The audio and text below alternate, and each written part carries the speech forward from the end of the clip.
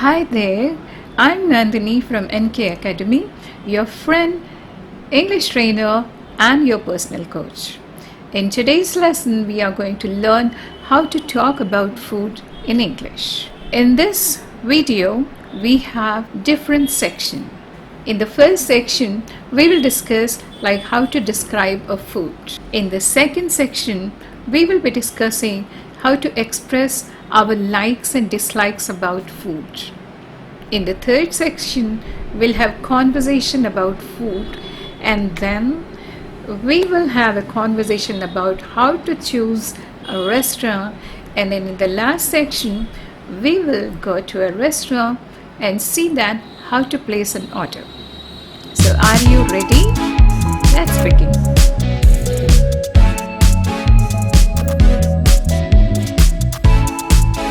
Describing food. Here we will talk about the different flavors and the texture of the food. Basically, there are 5 flavors. Salty, which you find in chips, fries, curries, and many other food items. Second flavor is bitter. Coffee. Coffee without sugar and coffee without milk is bitter. And of course, we have bitter gourd. How many of you like bitter gourd? If you don't like, start liking it because it's very good for health. Third flavor is sour. S-O-U-R. It's pronounced as sour. Many people say sour, but sour is different. That is S-O-R-E, which means sore throat. But S-O-U-R is sour. Say it with me. Sour. Sour. This sour flavor you can find in lemons and vinegar and tamarind too. The next flavor is sweet. I have a sweet too. I like all the things which are sweet. So this flavor you have in cake, you have in ice cream, you have in desserts, and many fruits are so sweet. So this flavor you find in all my favorite things. Now talk about the 5th flavor. It's something unique, and this flavor is called umami. Did you hear it for the first time? Even I heard about it recently. This flavor was discovered in 1908 in Japan. And umami means essence of deliciousness, and its taste is often described as meaty, savory deliciousness that deepens flavor. In a way, you can say that it has a very rich flavor. And this flavor is found in tomatoes, carrots, mushrooms, poultry, soya sauce, green tea, and even in breast milk. Okay, so you have learned a new term, that is umami. Now let's move on to the texture of foods. So let's listen to this conversation. Maria: Mom, I feel like eating French fries. Can you please prepare for me? Sure. Freshen up and come. They'll be ready. Thanks, Mom. Please make them really crunchy. So, crunchy is the texture. Like, what is a texture? Texture is something like which you feel when the food is inside your mouth. Crunchy. The meaning of crunchy is like when you bite it, there is a sound. When you crush it, there is a sharp sound. So, crunchy French fries. Crunchy crackers. You have so many crunchy things which you want to eat along with your food as starters too. Chips, they are all crunchy.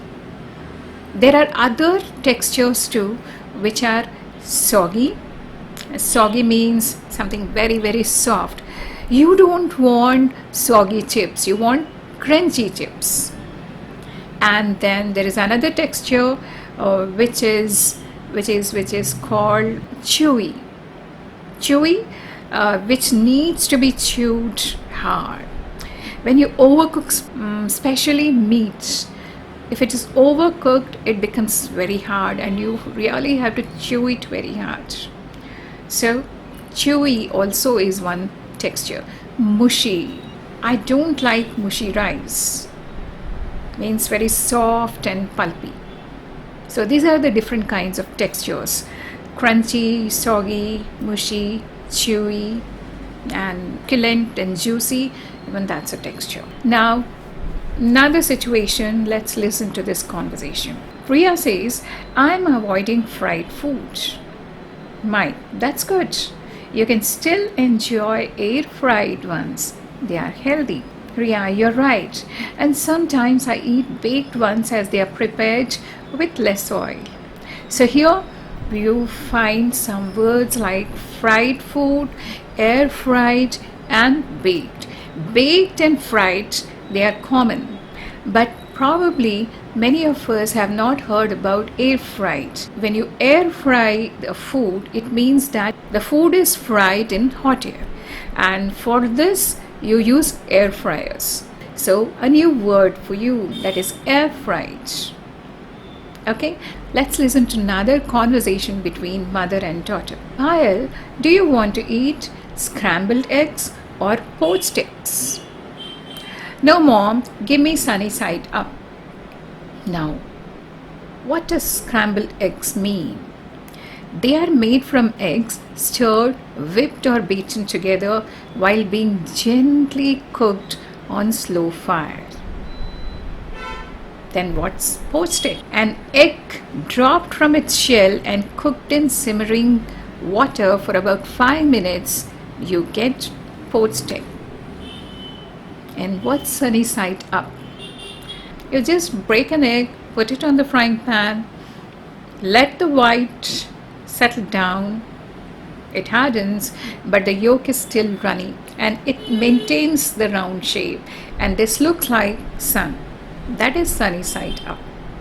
So 3 words: scrambled, poached, and sunny side up. Okay, now let's move on to the next one. Next situation. Your family was invited for the dinner party and you really loved the food items which were prepared. Your mom says the food is delicious. Your dad complimented and said it's really tasty. Your brother told it's very, very yummy. Now you want to use a different kind of a word, not the same ones. So take the help of these words. You can use them. You can say the food is mouth-watering. What's mouth-watering? Like appealing, stimulating your taste buds. When you look at that food, you feel hungry. Your mouth starts watering. So you can say the food is mouth-watering. Or you can say the biryani is full of flavors. I loved it. Or you can say the biryani is flavorful. I loved it. It's amazing. Thank you very much for the beautiful dinner. You can also say the food is divine. Means extremely delicious, heavenly. Or some other words to use are really good. I enjoyed it. The pudding just melted in my mouth. I loved it. I love the gooey chocolate dessert. What's gooey? Gooey is soft and sticky. My mouth is watering. I really want to taste that gooey chocolate dessert. Don't you? Yeah. Now let's see another situation wherein you had your food at the party and you're totally full. You can't even take another bite, and then the host comes and forces you to take another helping. Can you eat more? No, but these food pushers, they will make you eat more and you feel really uncomfortable eating more food. Are you listening this food pusher word for the first time? What does it mean? Foot pusher. Foot pushers are the relatives and friends who force you to take extra helping, eat more and more, even when you're totally full and you can't even dare to take another bite. These foot pushers really become a problem. But you can't say no rudely because that might hurt. Here are some very polite expressions which you can use in those situations. No, thank you. I want to save space for dash. I want to save space for dessert. I want to save space for coffee. I want to save space for the pudding. This is just to postpone, like the host is offering you something which you have already tasted and you don't want to eat more, so then you can just postpone it and then say that, okay, I want to save space for something else. You can also say, dash bother my stomach, so I'm going to pass on this dish.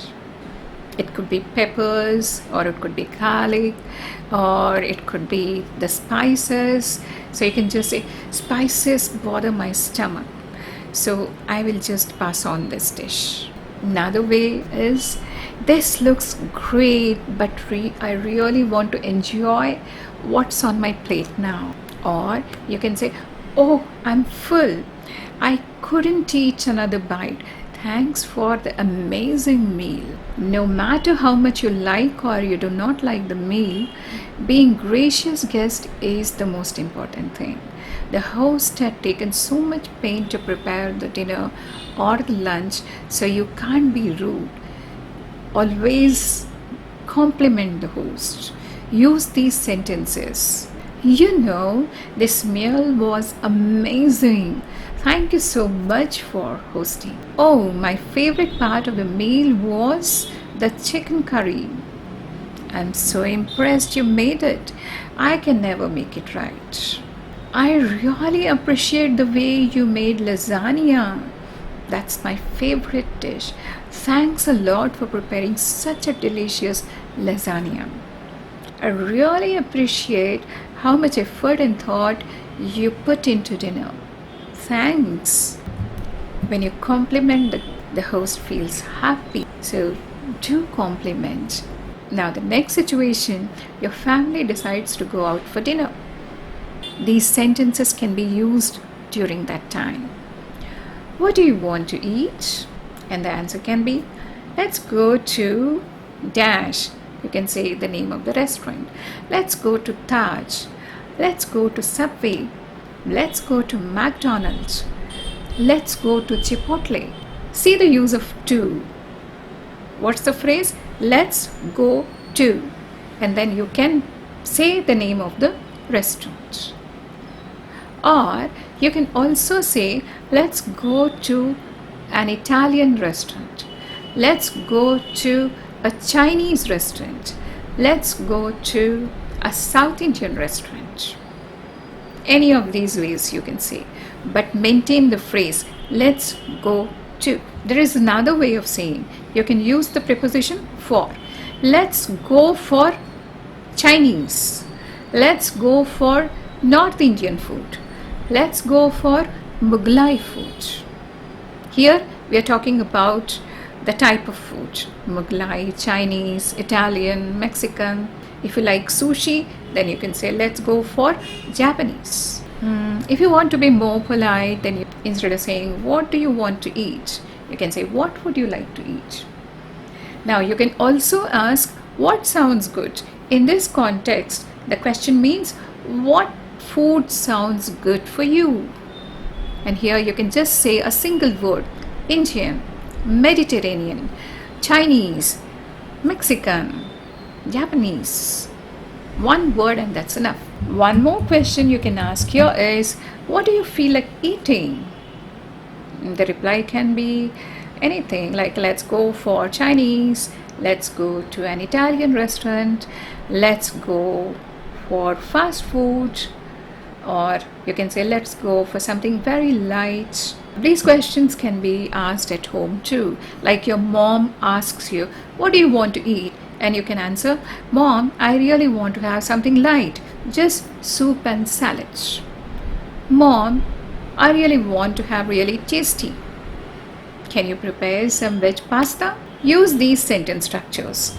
Now, in the next situation, when you have to choose a restaurant, you can ask the question, where do you want to go for lunch? And the replies can be, let's go to a fancy place. Let's go to a place that has good ambience. Let's go to a place which is very romantic. Let's go to a place with a nice view. Let's go to a Thai restaurant. So on and so forth. So the pattern is let's go to. Let's go to a fancy place. Let's go to a Thai restaurant. Let's go to a romantic place. Let's go to a restaurant which is very near. Let's move on to the next situation. And here, once you have decided which restaurant to go, you can do the reservation over the phone. And you can use these sentences. Hello, Hotel Hampshire. How can I help you? Hi, I would like to make a reservation for 4 people.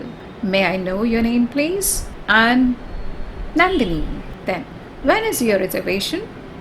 It's for tomorrow at 7 p.m. For tomorrow at 7 p.m. So, you have finally reached the restaurant and then, hello sir, how can I help you? Well, I had made a reservation for 4 people.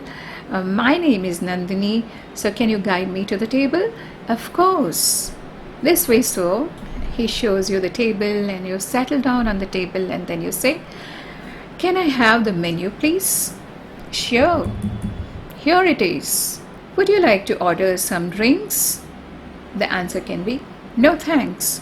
Or you can say, I'll have an orange juice. Or you can say, I'll have mojito. Watch the spelling. The spelling is Mojito. But it's pronounced as mojito. Great, I'll be right back. And then after some time, he comes again and asks, are you ready for the order? Yeah, we are ready. For starters, we will have dash dash dash. For starters, you can say for starters we'll have paneer tikka. For starters we'll have Manchurian. For starters we'll have chips and fish. For starters we'll have fish and chips. Then you can say for the main course we would like to have lasagna. For the main course we would like to have biryani. For the main course we want to have noodles. And for the dessert we would like to have the chocolate pudding or ice cream. Pay attention to the structure. We would like to have. We will have. For starters, we will have. For dessert, we would like to have. So use these sentence structures while ordering. Now you finish off your main course and then again he comes and asks you, can I bring you anything else? No, just the bill. The food was amazing. So in this video, you have seen all the words and phrases which you can make use of when you're talking about the food. I hope you will remember them. Make use of the sentences and the structures which I have used in the video and try to make your own questions and the replies. Only then they will become a part of your conversation. That's all for the video. See you soon in the next video. If you like the video, hit the like button. If you have come to my channel for the first time, do not forget to subscribe. And also share the video with your friends because when you share, you grow.